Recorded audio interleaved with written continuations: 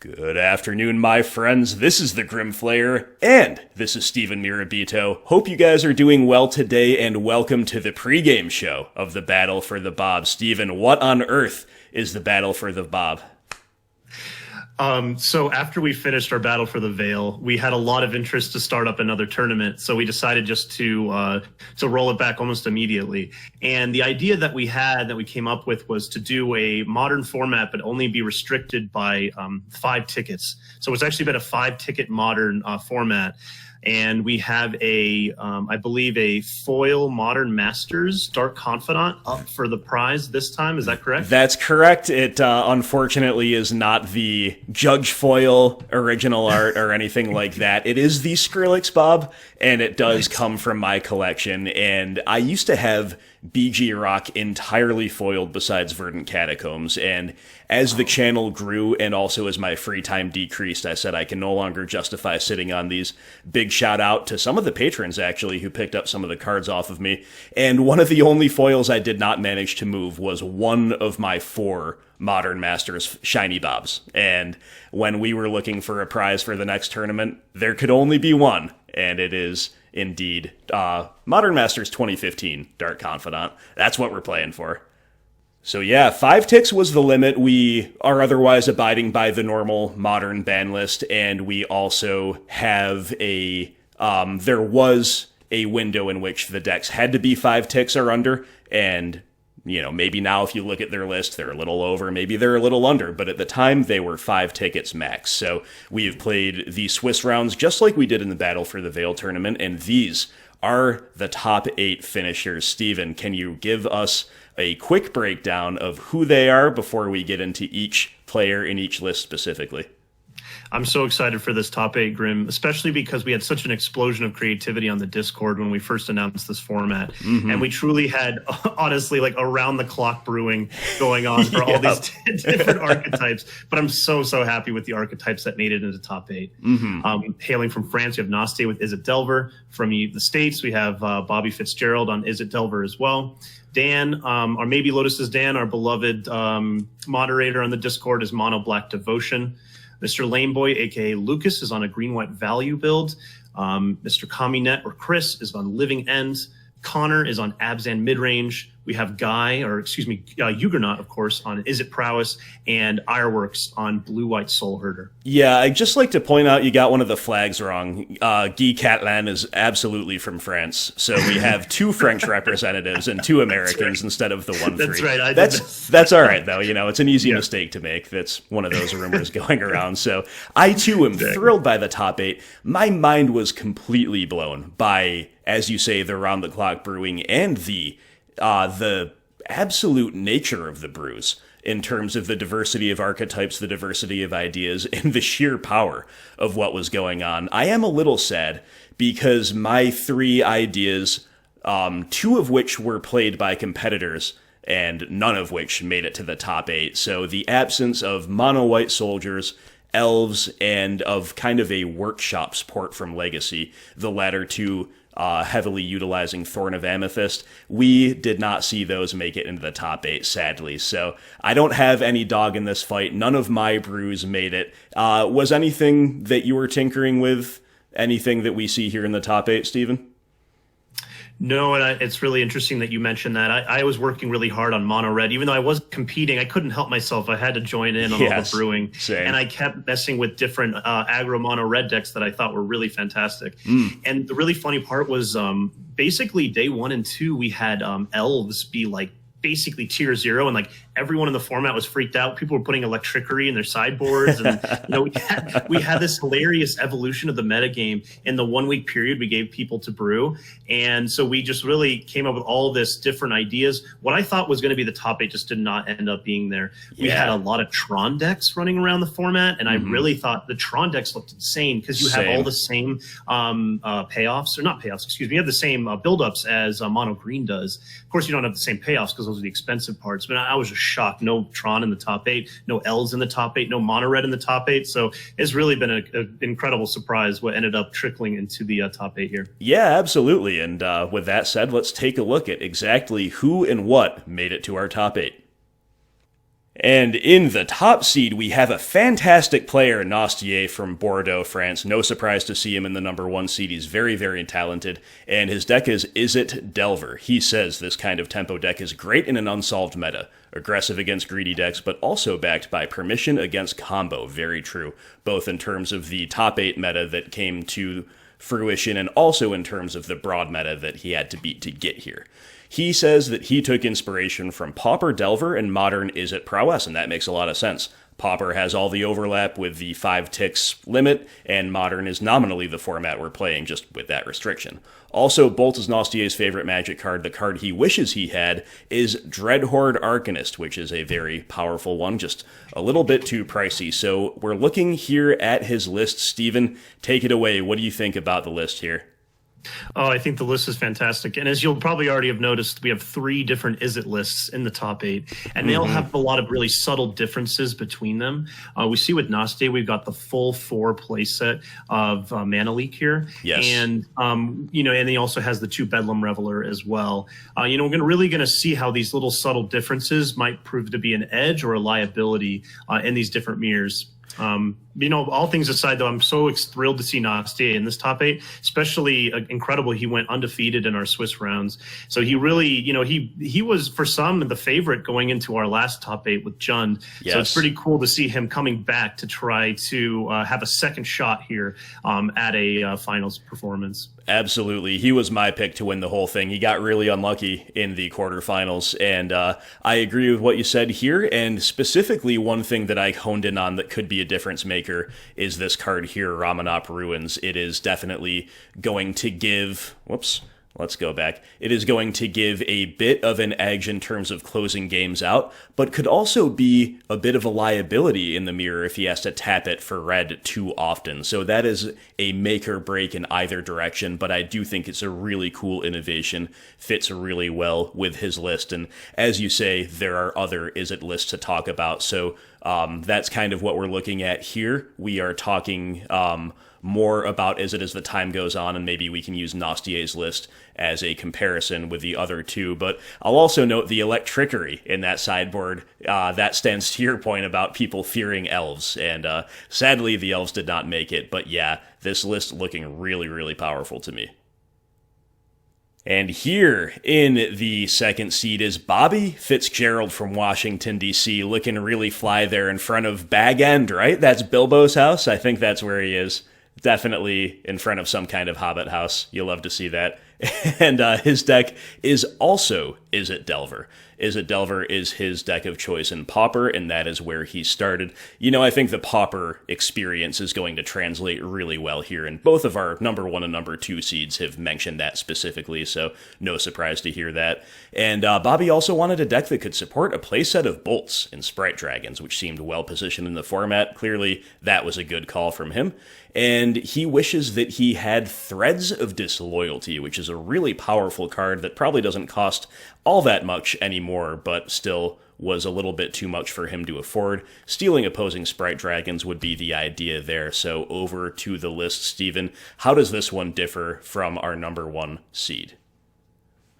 Yeah, we definitely see a much more controlling take to the Izzet Delver archetype here. If you notice, we have a Deprive as well as our full play set of Mana Leak. We have things like Vapor Snag, Izzet Charm, potentially to either draw cards, loot away 2 cards, or to counter other non-creature spells. Mm-hmm. We also have a really spicy inclusion of 2 of 1 Mind, where I think if in the mirror, if it were to happen, and we get it to some kind of board stall or to some kind of one-on-one kind of, removing a threat, countering a spell, and then we cast an of 1 Mind, it could be a pretty awesome way to pull ahead here. So really, a really huge fan of Bobby Fitzgerald's list here. Also important to note with the Izzet Delver strategy, it makes a lot of sense that we have both the aggressive side in red and then the permission in blue, which is a really potent combination to bring into an unknown meta. When you have an aggressive strategy, you're able to close the game quickly, which is really important when you don't know what you're playing against. But at the same time, it's also really important to pack a lot of permission because you don't know what kind of crazy combos or other things we could be facing. So not too surprised that we're seeing such a strong presence of Izzet Delver in this top 8. Yeah, I absolutely agree, and specifically, Bobby's list is more blue than I think either of the other Izzet lists, and therefore Of One Mind is a really, really spicy inclusion because this seems to replace a light up the stage that would otherwise be more of a free roll and that card advantage roll if you're base red, but if he's base blue, which he pretty much is, you're definitely getting a lot more mileage out of a card like Of One Mind in theory. I'll also point out that Bobby is leveraging 2 Salundi Vision and 2 Spikefield Hazard. He is bringing the MDFC cards to bear, so just shows you that even within the same exact archetype and a restriction of 5 ticks, we are still seeing all kinds of really intelligent, really creative, and really powerful innovation. And here in the 3rd seed is MaybeLotuses Dan, hailing from small town Ontario, playing Mono Black Devotion, and Dan, or maybe Dan's dog, who's the real pilot, who really knows who the mastermind behind this 3rd place finish is, says the deck has the tools to race or play the attrition game, especially against creature-based strategies. Fun for me, and hey, that's important. Let's not lose sight of fun.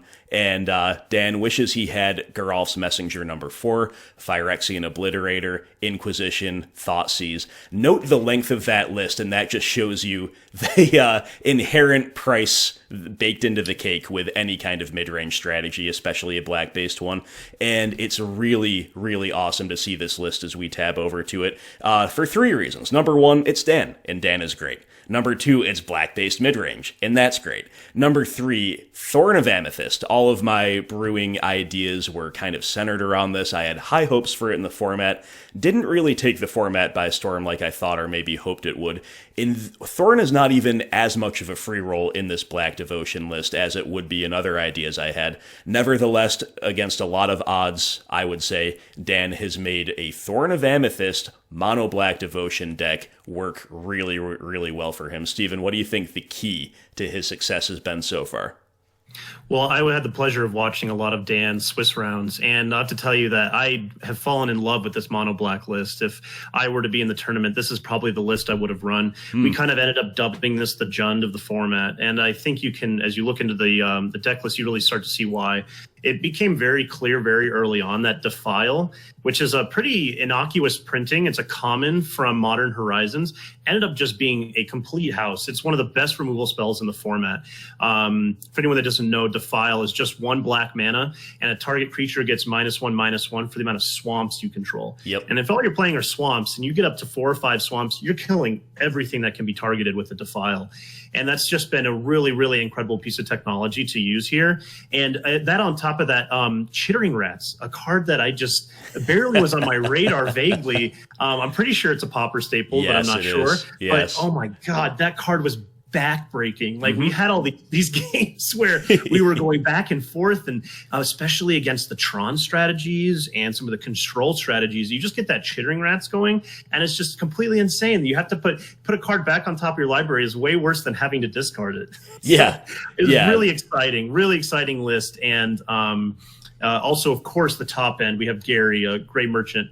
And a lot of times we're in these board stalls, you know, nothing is really going one way or the other, but then we top deck double Gary, the game just ends on the spot. So this has been the most exciting for me deck to watch, and just a really fun play style, heavy removal, heavy disruption, and efficient beaters. Yeah, well said, man. And I unfortunately have not had the pleasure yet of seeing it in action, but I'm looking forward, arguably more than any other list, to seeing this one go to town. And in addition to what you just said, all of which I agree with, the land base to me is a thing of beauty. We are on 23 lands, which is the classic mid-range land count. 20 of them are swamps, basic swamps, I should say, and the Leech-Ridden Swamp and the Witch's Cottage are also swamps, really maximizing Defile. The only non-swamp is Nykthos, which is a classic 1 or maybe 2 of in some lists when you are on that devotion plan. Now, the one thing I will say about the list is it seems to me that early on, Dan made the decision, informed by the 5 ticks limit, I'm sure, to go almost all in on creature removal, and we have not only the best removal you can imagine in the format with Defile and Fatal Push. We also have cards like Ravenous Chupacabra, a personal pet card of mine, Gatekeeper of Malakir, which is an incredibly strong card, I think, in this format anyway. And, of course, we don't have the hand disruption that you would normally associate at all with a mono-black deck. In the sideboard, we have 2 Agonizing Remorse, and unless I'm missing something, I think that's kind of it. So I think Dan is going to be really favored against creature-based strategies. I don't know. I think he really will need to dodge the Living End deck unless he can stick Graveyard Hate that the Living End deck cannot answer. One thing that jumped out to me is another way you could build this list is with Davriel Rogue Shadow Mage in the sideboard, dedicating some more slots to hand disruption. Maybe you could then get the Remorse's main deck, and that would have to come at the expense, I guess, of a little bit of removal. So that's another thing that I'm sure could be a way to do it, but what Dan has done here, I think, has really maximized the strengths of the deck, and honestly, that's probably the best way to do it. And I, like you, really like the deck, really tickles my fancy. Anything else you want to say about this one? There's so much spice we could mention. One card I had to mention was Lash Writhe, which is another card I didn't know about until now.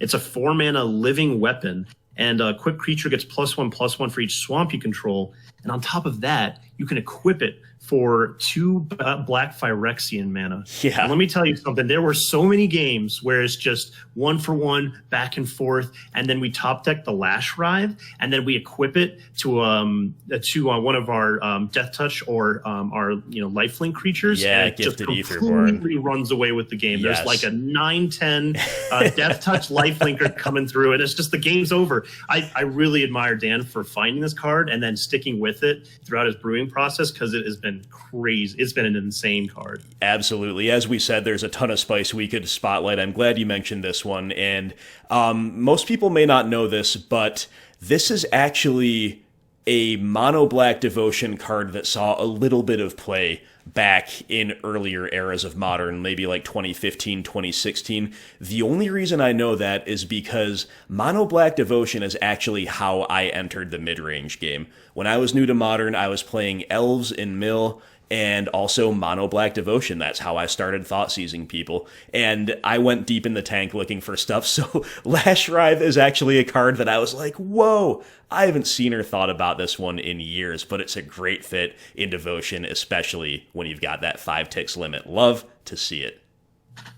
In our 4th seed is Lukas, or maybe Lukas, I don't know how the Swedes would pronounce it, but green-white value pilot, but this deck has a combo too. It's a really, really interesting build. We'll get to that in a moment. But Lukas says, I wanted to have a strong proactive plan for the unknown meta. Aggro didn't really excite the brewer in me, so I experimented with some cheap but broken interactions. I landed on Celestial Kirin plus Ugin's Conjurant and built a deck around it. And Lukas wishes he had Ether Vial, would probably fit the deck really well. I think he'd have to make a couple changes to the list, as we'll show you in a moment, but I completely agree with that. And of course, there's no budget replacement for Ether Vials. So before we actually look at the list, why don't we pull up the 2 namesake cards of the combo we just mentioned? All right, so we're looking first at Celestial Kirin. Steven, what does this do, and why are we playing it in a green-white value deck? Celestial Kirin's a pretty interesting card, all the way back from Kamigawa block, and it's 2 generic white for a 3/3 flyer. Okay rate, a 4-mana 3/3 flyer. That's okay. Yep. It can get in some beats. But the important text is that it's whenever you play a spirit or arcane spell, destroy all permanents with the spell's converted mana cost. And that's both-sided. Anything on the board. If you play a Selfless Spirit, which is at 2 mana, all 2 CMC permanents get destroyed. So that's really important when we look at the other piece of the combo, which is Ugin's Conjurant. And then we have a printing from War of the Spark and Ugin's Conjurant, which is just an X creature, and its casting cost for a 0/0. Ugin's Conjurant enters the battlefield with X +1/+1 counters on it. If damage would be dealt to Ugin's Conjurant while it has +1/+1 counters on it, prevent that damage and remove that many +1/+1 counters from Ugin's Conjurant.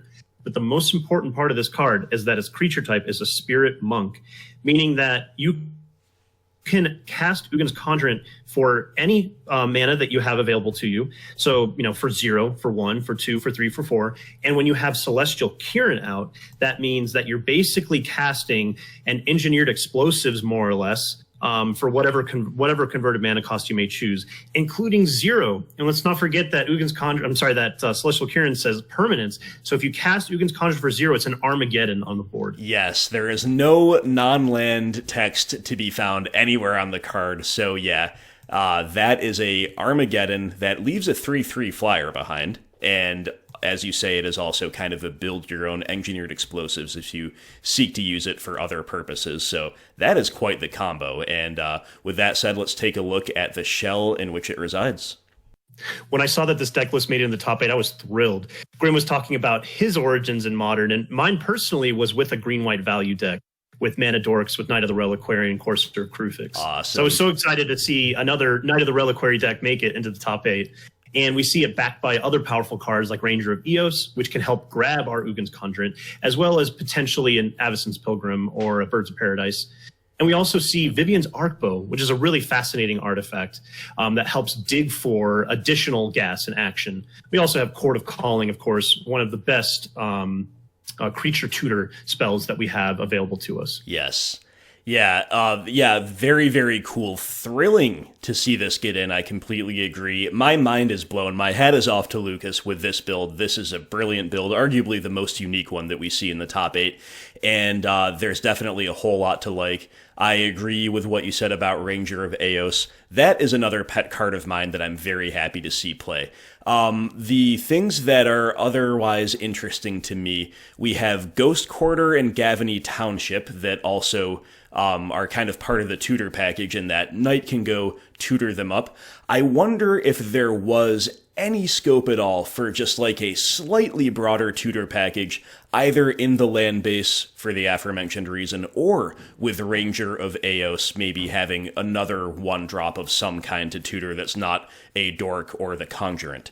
The other thing that occurs to me is Vivian's Arcbow. Very strong, very good effect in this deck, both in terms of assembling the combo and just kind of playing a bit of a value game. I wonder, is 4 too many? Simply because it's legendary, it's a little conditional. I don't know. These are just questions that jumped out to me, but I have, once again, not seen this deck in action, but the deck is definitely a really strong one. I've got a couple things to mention about the sideboard as well, that, again, my hat is off, my mind is blown.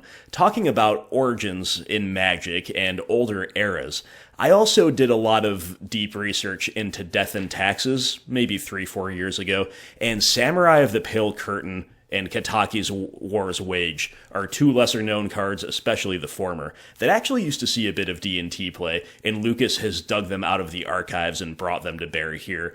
Absolutely awesome. I also think Worship is a really good idea in that sideboard. Anything else you want to mention, Steven?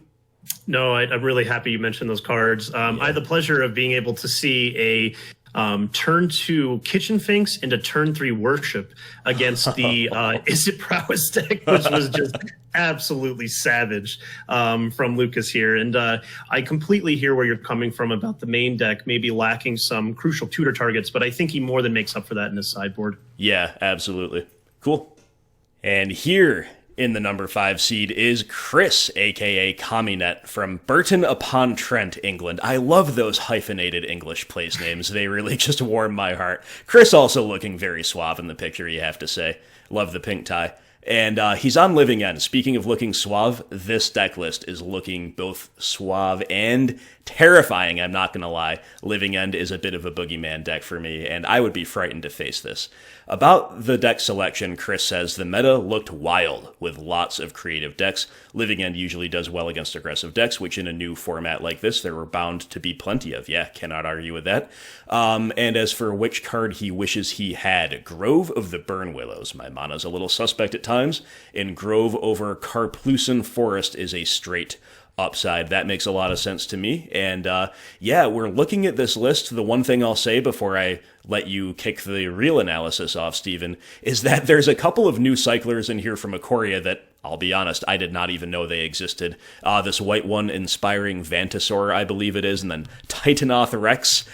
These are cards that I have not seen before, but they are very powerful looking. And of course, the main strategy of Living End remains affordable for our purposes here. Yeah, you can't count out the Titanoth Rex. You have to look out for that trample counter. It's a hard one to play around. It's true. No, but this, I've watched Kami pilot this deck both extensively during testing, but also during some of the Swiss rounds. And it is a terrifying deck. This deck is extremely powerful and has a lot of different avenues of attack. As you can see in the sideboard, we can kind of sidestep into Crashing Footfalls. Yes. So we can make some, trampling rhinos as opposed to trying to cast the Living End itself. A really, really nice sideboard juke if we ever see any kind of grave hate, or if we're in a matchup where, frankly, sweeping the board is not going to be doing a whole lot, maybe against a control deck, something like that. Yes. Also, just thrilled to see Bloodbraid Elf make an appearance. Now, it may not be my number one Bloodbraid Elf deck of choice, but we see it nonetheless, so I'm going to take it. Yep. And count it. And also, of course, the sideboard ricochet traps, which I saw just absolutely make embarrassment out of any kind of permission from the opponent's side. Really strong deck, and as we're going to see in the top 8 pairings, definitely an early pick for maybe winning the whole tournament. Yeah, I agree with that, and I also like what you said here. Ricochet Trap, Ravenous Trap as well, but Ravenous Trap is a card that at least sees a little bit of play in Modern outside of Living End. Ricochet Trap might as well say you're only allowed to play this card if you've registered Living End in your deck, because no other deck plays it, but it is incredible in Living End. Living End, Jund version, being weak to permission, and so between the traps and between, as you say, the ability to juke into Crashing Footfalls, another card along those lines that I want to take a quick look at is a 2 of main deck, Unpredictable Cyclone. Unpredictable Cyclone is a 5-mana enchantment that has cycling 2, and it says if a cycling ability of another non-land card would cause you to draw a card, instead exile cards from the top of your library until you cycle a card that shares a card type with the cycled card. You may cast that card without paying its mana cost. Then put the exiled cards that weren't cast this way on the bottom of your library in a random order. Essentially, Unpredictable Cyclone is the backup plan, which you may think, why would Living End need a backup plan? But I did actually see a couple times where Chris drew all of his Living Ends, because when he draws it in hand, it is just a dead draw. He can't do anything with it afterwards.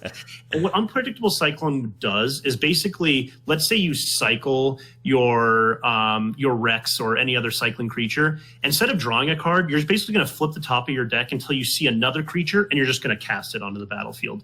An extremely powerful effect. If you untap with this and you have like 3 cyclers in hand, you're basically just going to be turning them all into 1 mana, big, huge, dumb creature, basically. Yeah. So a really, really awesome, powerful kind of backup plan when things don't turn out the way he wants. Absolutely. And also with some of the newer Ikoria ones, they're bigger than the old Living End creatures and therefore better with Unpredictable Cyclone. And another thing that may have factored into his decision to main deck 2 of these is, as you say, there were assumed metas over the week that we were brewing before lists were finalized. One of them was afraid of elves and red deck wins. My understanding was that for a time people were also contemplating the presence of graveyard decks. Maybe he was hedging against some hard and heavy, even main deck potentially, graveyard hate. But yeah, that's Unpredictable Cyclone, a very, very interesting inclusion.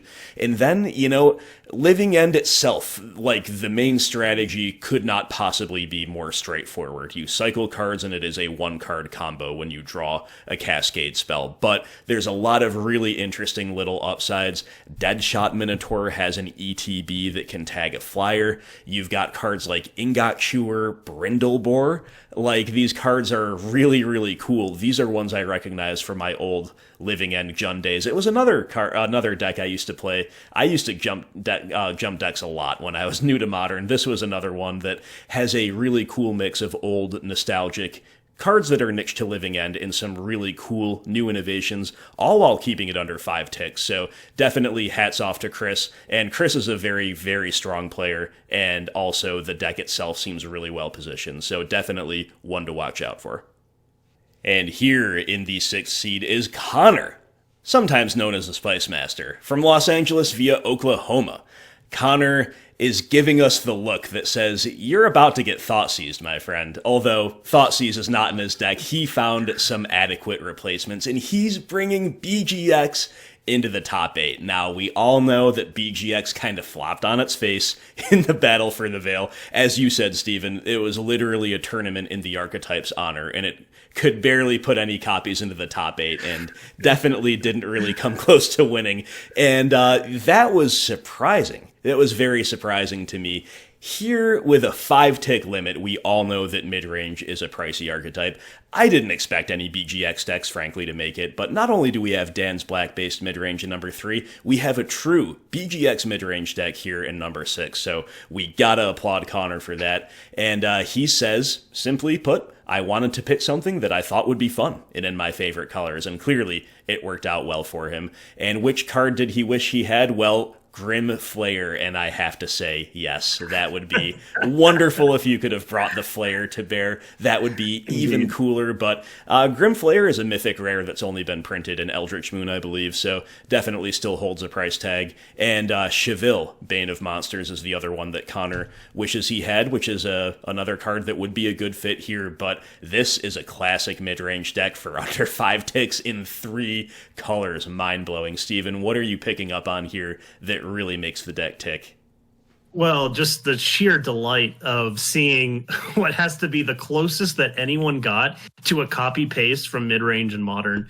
I mean, we see replacements like Blackmail. I don't know if many have cast a Blackmail. It's a really fun card to cast. Yes. We have things like Despise, and we also have Planeswalkers in the form of Davriel and Vraska, Golgari Queen. Yes. We have our classic removal suite in the form of Maelstrom Pulse and Path to Exile. And we also have Eliminate as well. And we also have some really awesome cards that in the form of creature cards, rather, in the form of Merfolk Branchwalker, Putrid Leech, and everyone's favorite 4-mana Rhino and Siege Rhino. Yes. We have that all backed up by a really unique take on a Traverse package. Mm-hmm. As we can see, we have some really, really cool synergy in the form of Chromatic Star. Yes. One that it just cycles, replaces itself, so it's never the worst card in the world. It helps fuel our Delirium for our Traverse. Also, a fantastic card to tick up on your Vraska Golgari Queen, because when you sack it and draw a card, you also draw a card not only from Vraska's ability, but also from the ability of the star going to the graveyard itself. So perhaps we'll see that kind of really cool value engine online when we see him play. And of course, we have a classic, beloved card in this Discord, especially by the Fjord himself, which is Lingering Soul. Yes. Yeah, well said. I also was going to focus right in on that Chromatic Star inclusion. That is a really intelligent play, if you ask me. Everything you said is true, and as I have come to value more and more just cantripping in general on a BGX deck. You don't want to really warp your deck toward it, but if you can otherwise justify it, and non-5-tick Modern, we'd be playing a card like Cling to Dust for a similar purpose. But as you say, Chromatic Star, synergizing with Vraska, synergizing with Delirium effects, just another reason it would have been great to afford the Grim Flayer. But we can't have it all. We have Putrid Leech and Branchwalker, as you said, just some really solid value mid-rangey threats. And my wish has been granted. I wanted to see Davriel maybe in the Mono Black Devotion sideboard. Well, we've got 4 of them main deck here. And another thing, we did sneak in 3 Fatal Push, so definitely some high card quality there. In the sideboard, I feel obligated to mention yet another pet card of mine, Garruk Relentless. Awesome card, really, really cool stuff. And otherwise, I admire the ability, as I said, to translate a traditional mid-range package, including a lot of discard effects, into this format, and doing so well with it. The final thing that people might not really know is Eyes of the Wizened, which is kind of an anti-permission card that's going to churn out beefy tokens whenever whenever the opponent casts a blue spell on Connor's turn. So if some of the Izzet players have in mind to maybe tempo out or bring in permission against this otherwise clunky deck that we all know Abzan can be a little bit clunky, Eyes of the Wisent could be a really nasty surprise and a way to flip the table on that plan. No problem. All right, and in the 7th seed, we have defending Battle for the Veil champion, Yugornot, aka Geekatlan, who, as you can see, is an international mercenary. You know, he's a fighter pilot for both France and the United States, and in between flying missions to keep both of those countries safe, he just, casually wins a mid-range infested tournament with Izzet Prowess. So there was never going to be any different deck that he brought to the sequel to the Battle for the Bob than Izzet Prowess itself. And which card does he wish he had? Well, the other 3 lightning bolts. So that means as we tab over to the list here, we only have 1 lightning bolt. So you might be tempted to think, well, where does the card quality come in? And it's literally everywhere else. Like, this list is just loaded down with modern staples, with awesome, efficient Prowess threats and spells. This is a true Prowess deck, unlike our 1 and 2 seeds that play a little bit more of a control game and play the card Delver of Secrets. Here, Guy is on straight Prowess. Anything major standing out to you, Steven? Well, really, really cool. I mean, we see the biggest departure from the Izzet archetype here in how Guy has decided to build his deck. And we can see that he's going much harder on aggressive threats. We see that in the form of Blister Coil Weird and Monastery Swift Spear. We have, of course, the Sprite Dragon. And what this is going to mean is that in a heads-up battle with the other Izzet decks, I think Guy is going to have a pretty significant edge just because he's going to have so many more threats and just removal spells, because that's basically all his deck does. Mm-hmm. But in the wider field, Guy is going to struggle a lot more. Let's say Guy faces up something against like Living End. Guy is going to be really, really limited to just the 3 mana leaks in the sideboard to try to fight against what the deck like Living End is doing.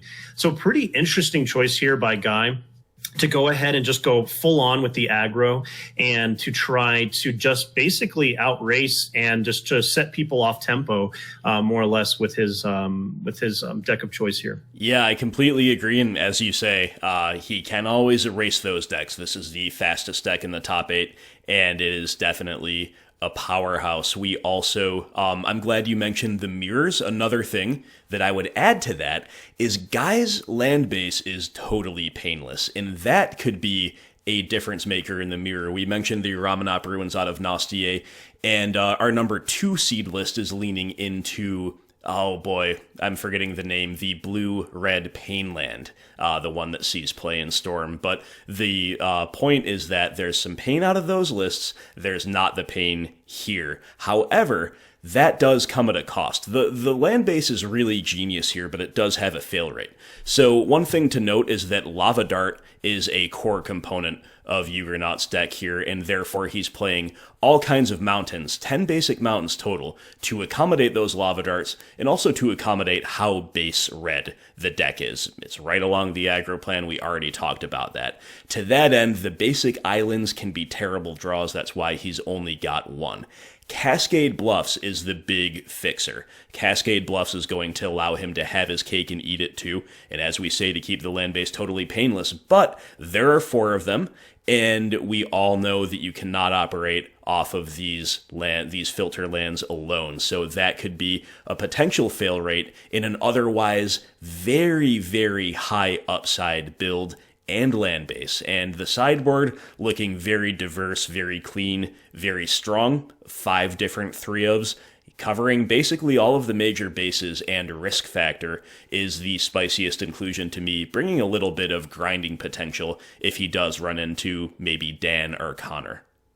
All right, and rounding out the top 8 is IreWorks from Thunder Bay, Ontario. And you can't tell from the picture, but IreWorks is ripped now. IreWorks is in fighting form and is ready to brawl. But unlike, your assumptions, he's not playing yet another red deck despite that aggressive build that he's got now. The build that he's bringing to bear is a lot more grindy and value generating. It is blue-white Soulherder.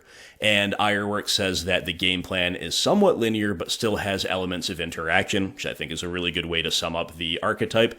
And he says in a completely unpredictable metagame, I think that is a reasonable approach. Definitely agree. And he wishes he had breeding pool, which I guess means he wishes he could afford, in general, to play 3 colors. Now, if you look at the list, it is technically a blacklist 4-color deck, but we know we are not hard casting the red Akroma Angel of Fury or the Simic Sagu Mauler. Do you want to talk a little bit about what this list is up to, Steven? Absolutely. I'm really thrilled to see this list also make the top 8.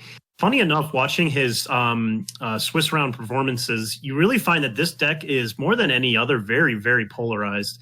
There are some matchups that looked like for IreWorks were frankly a little hopeless. He had a really hard time sometimes staving off like a lot of early aggression or just lots of lightning bolts, lots of burn spells, and it was really hard to catch up. But on the other hand, he had some matches that looked just absolutely disgusting. He just completely dominated his opponent, especially when his opponent was taking things a little bit slower or was relying more on, sticking some creatures and getting value off of those creatures. Yes. The really, really cool deck that we have here in the Soulherder deck, specifically when we're talking about those flip cards in Akroma. Yes. We cast them for 3 mana, so they're just a 2/2. Sorry, they're morph cards, not flip cards. Yeah, morph they're is morph the cards. ability. Yep. And we cast them for 3 as a 2/2. But then when everything blinks, when you blink a morph creature, it won't come back as the just generic 2/2. It'll come back at what its front side is. Yes. And when you're flipping really powerful cards like Akroma, you're going to be able to get some really insane cards for a very low rate. Absolutely. Let's actually take a brief look at these because these are some really unique effects. And before we do, I will just round out our opening thoughts by saying I completely agree with what you said. I did not spectate these matches, but it comes as no surprise to me that this was probably the most lopsided matches that we're seeing, maybe Living End as well, right? These are the types of decks that lead to more lopsided gameplay. And Soulherder is not my favorite archetype for that reason. I always feel very punished for playing an interactive midrange deck when I run into it, but I absolutely love the morph package here, among other things, but specifically the morph package is what's got me really excited about IreWorks list. So yeah, we're going to take a look at the payoffs. Okay, first we got Akroma Angel of Fury, which is a 8 mana 6/6 with a whole lot of text that it can't be countered, has flying, trample, pro white and pro blue, and for a red it gains fire breathing. Yeah. And it has a morph cost of 3 red, red, red. But we are never casting it for that morph cost or for its front half, frankly, because we have literally no red sources in this deck. We are simply paying 3 mana, so it's a 2/2, and then like we said before, we blink it, and so then it comes back as its front side. Yeah, with Soulherder, with Ephemerate, with Cloud Shift, we've got a lot of ways to blink it. And as you say, no red mana, and we'll never hard cast it. So actually, some of the text is not relevant. No fire breathing at our disposal, and we're never hard casting it, so can't be countered, doesn't matter. But simply being able to blink a 3 mana card into something that's a 6/6 flying trample with protection from 2 colors. Completely insane, brilliant design, mega spicy, and the next payoff is along those very same lines.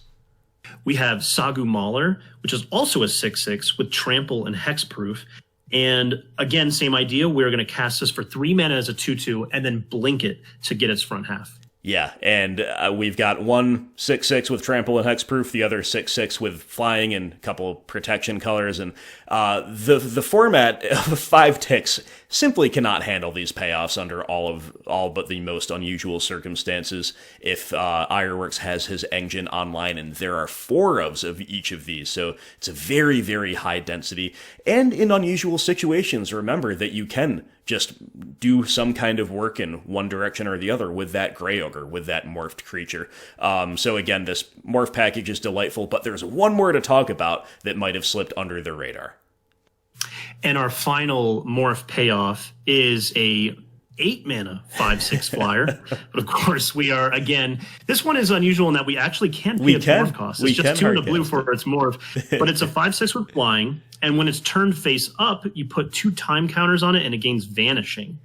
But if I'm not, correct me if I'm wrong, Grim, if we blink this with a Soulherder effect or a ephemerate, I don't think we get that time counter vanishing clause, do we? That's actually a great question. I don't exactly know how it works, but either way, the payoff is so significant that, the 5/6 flyer, again, kind of like a chroma, going to end the game in a hurry. We can hardcast it for 8 too, because it's actually in our colors.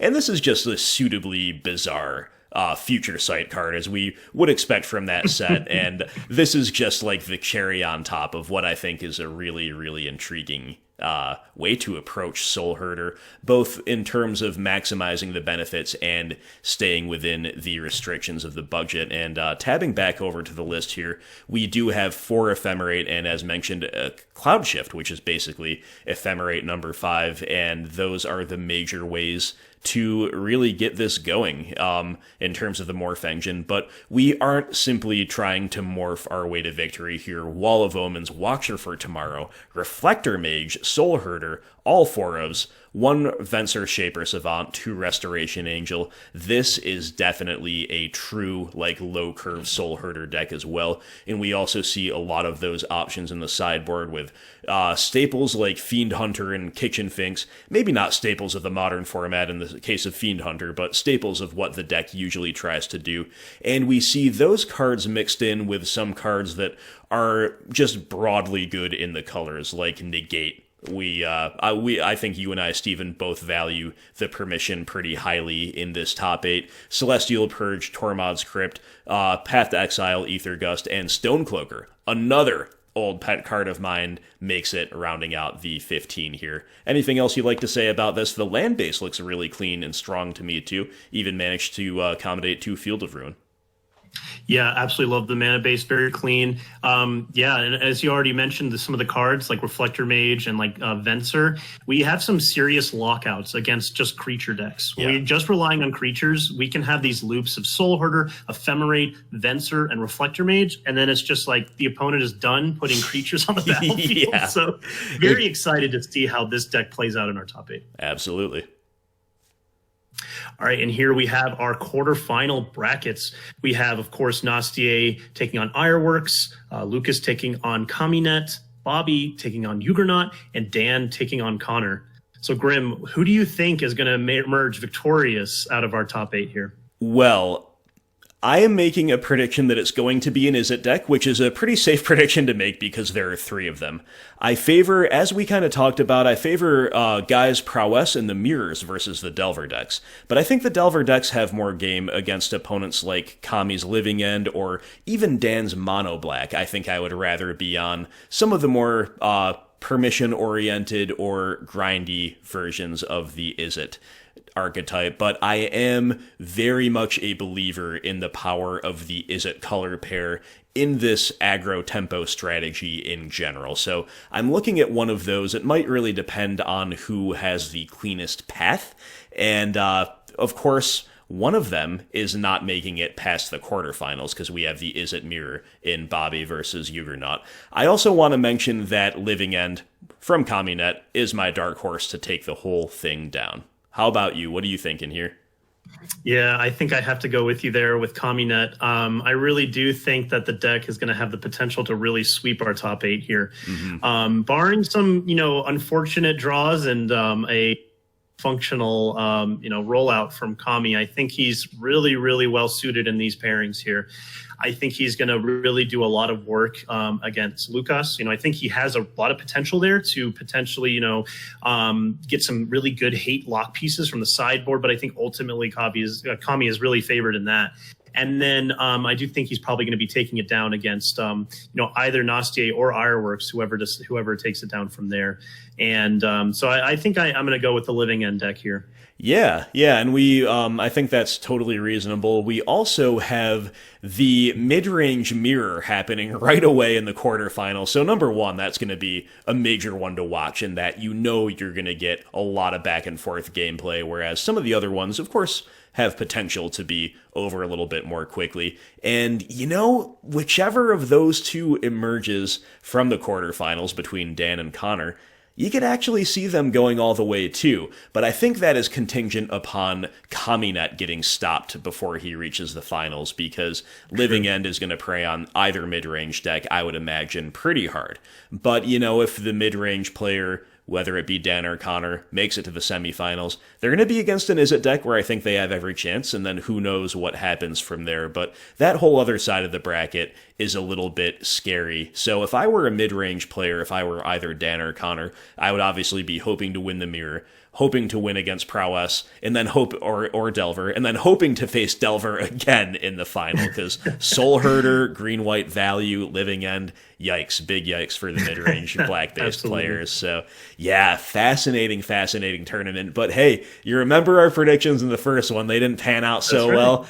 The people were surprising us left, right, and center. So honestly, I'm hoping that happens here too. We're going to be thrown for a loop one way or another. It's going to be fun either way. So once again, we are playing for a shiny Skrillex Dark Confidant, the Modern Masters 2015, from my old collection, one of the only foils that remains from my fully foiled paper days. And I'm really happy and grateful to host such a wonderful community. Steven, I'm very grateful to you, who continues to be the driving force behind these tournaments. All your organization, all your hard work. Thank you so much, my friend. And any other parting thoughts here from you before we wrap it up? We will, of course, be commentating and recording and bringing you all of the quarterfinals and beyond matches on the YouTube channel, just like we did with Battle for the Veil. So anything else you want to mention here, my friend?